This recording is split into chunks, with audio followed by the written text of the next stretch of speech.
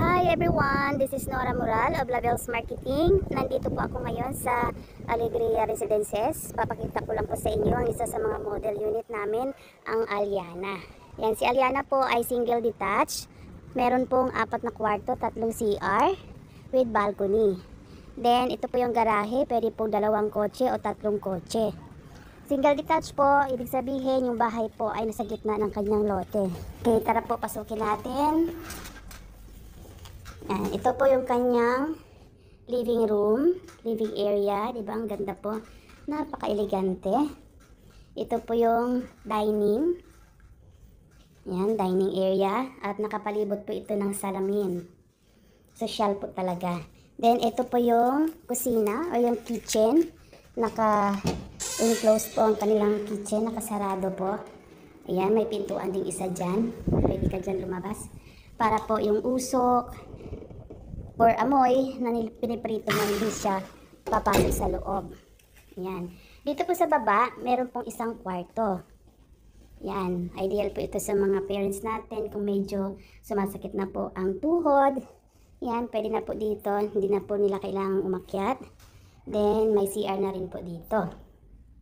Yan. Akyat po tayo. At for your information lang po, si Aliana po ay maluwag yung hagdan. Pwede po magsalubong. Ano?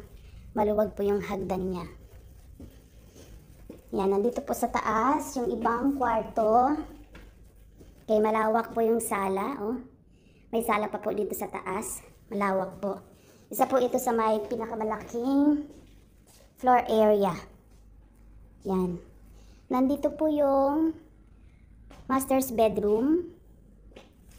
Then, nandito po yung CR. Diyan po yung CR ng master's bedroom. Nandito po yung isang kwarto. Ito po talaga napakaganda. Isa sa pinakamagandang model dito. Ito rin yung CR. Then, nandito yung isa pang kwarto. Yan. 3 kwarto. Then, nandito po yung balcony. Yan, social po yung balcony nila. Hindi po mabuksan. Ayan, may pintuan din po na salamin yung balcony. Yan. Napakaganda po ni Aliana. Kahit dito po sa taas, pwedeng maglagay lang ng kutsyon. Pwede na pong matulugan. Yan, napakaganda po ito sa mga kung may okasyon. Kasyang-kasya po kayong lahat dito. Yan, tingnan niyo po yung hagdan.